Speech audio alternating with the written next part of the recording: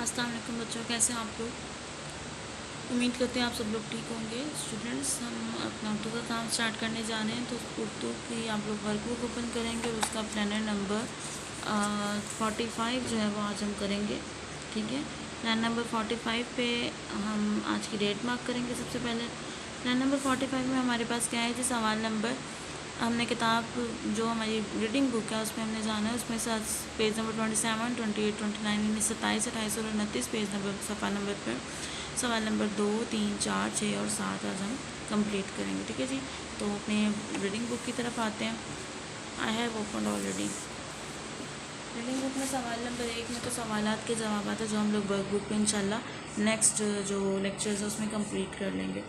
तो अगला काम देखते हैं, सवाल नंबर 2। सबक के मुताबिक दुरुस्त जवाब पर टिक्का निशान लगाएं। अली दांतों को साफ़ करता था। अली की आदत क्या थी? दिन में 2 बार साफ़ करता था, कभी कभार दिन में 1 बार, या कभी भी नहीं करता था। तो जी हाँ, दिन में कभी कभार करता था, यानी दिन में 1 बार भी नहीं, यानी कभी कभार उसकी जब दिल चाहता था तब करता था।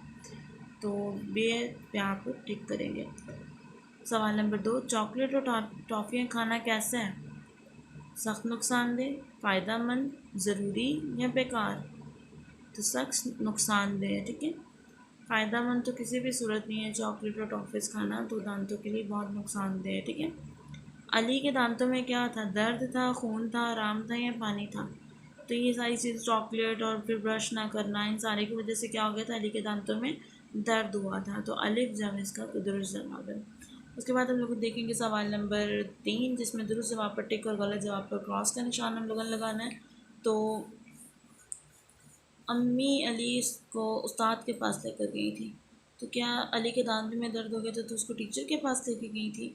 नहीं, उसको डॉक्टर के पास लेके गई थी। पहले जो स्टेटमेंट है फॉल्स, इसलिए आप लोग इसको क्रॉस करेंगे। ठीक है, अली के दांत में कीड़ा लग गया था। तो क्या वाकई अली के दांत में कीड़ा लगा था?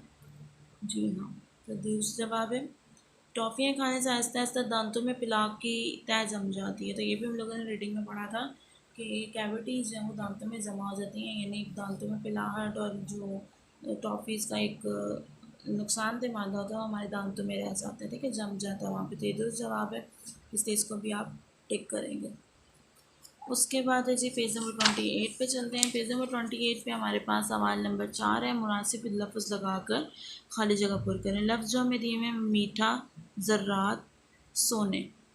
तो इसकी तरफ आते हैं। खाली जगह में क्या है? दांतों को रोज़ाना साफ़ करना चाहिए और ज़्यादा डैश नहीं खाना चाहिए। ज़्यादा ज़र्रात नहीं खाने चाहिए, ज़्यादा मीठा नहीं खाना चाहिए।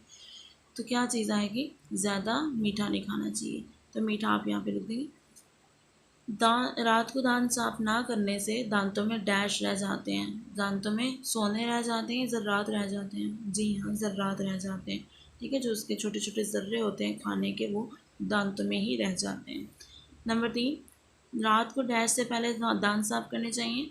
तो रात को सोने से पहले जब हमें दांत साफ करने चाहिए। तो तीनों खाली जगह को में आप लोगों ने दुरुस्त अल्फाज इनके बहुत नीट सी राइटिंग में आप लोग लिख देंगे। ठीक है जी। उसके बाद सवाल नंबर 5 हमारे वर्कबुक पे इंशाल्लाह नेक्स्ट प्लानिंग में कंप्लीट हो जाएगा।